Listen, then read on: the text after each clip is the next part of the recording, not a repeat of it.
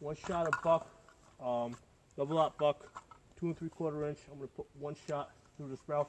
The reason why I'm doing one at a time is because the first shot, the first hole that I put in that drum is basically gonna just be a big hole like that. So I don't want to fire again basically into the same hole because then there's no medium. You know, it's like it's not going through anything. It's just going into the next barrier. So I'm doing one at a time. So if I need to, I have time to rotate the barrel. So I actually go through something.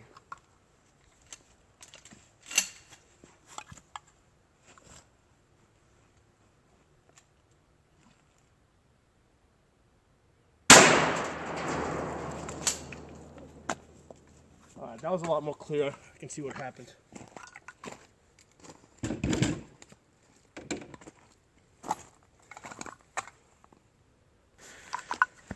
Alright, so this is what the double aught buck did. Came through here, made a nice hole,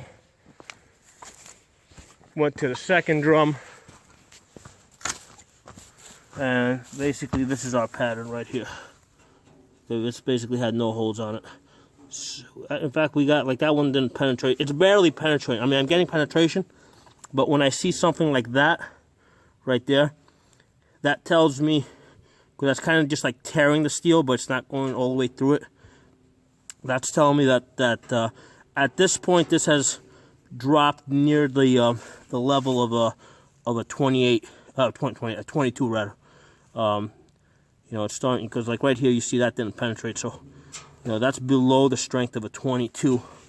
So a few of them did make it in, but absolutely nothing made it out the back side over here.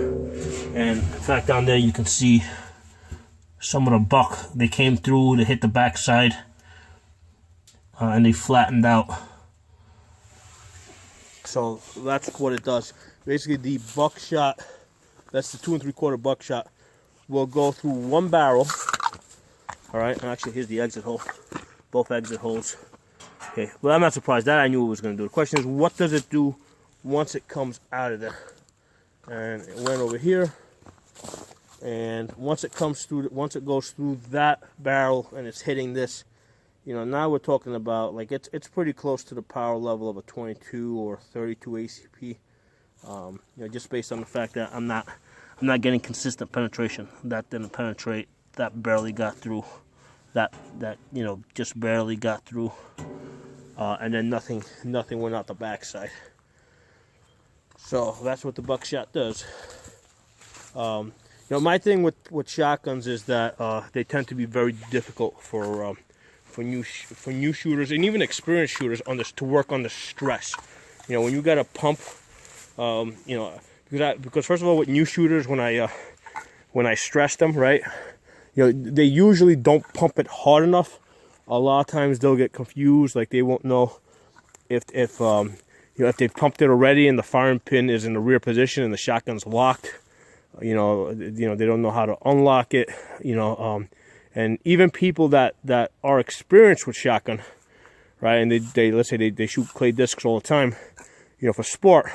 When I put them under a stressful situation where now they got to pump and, you know, and load, I find that they're not pumping hard enough, or they're dropping the shells when they go to reload. So that's what I find. So, you know, in my personal opinion, I don't think shotguns are good for home defense because, you know, particularly pump shotguns, because under stress it's just really hard to operate it.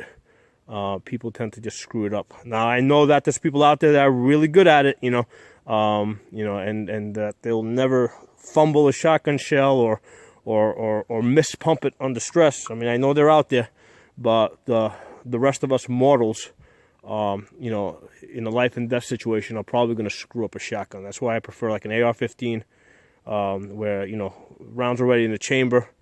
All you have to do is just kickstart it, right? You just you know, just kickstart that safety switch down, and then all you gotta do is pull the trigger after that. If you guys have any different opinions, please post them. If you're not a member of the channel, please subscribe. I'll see you guys next time.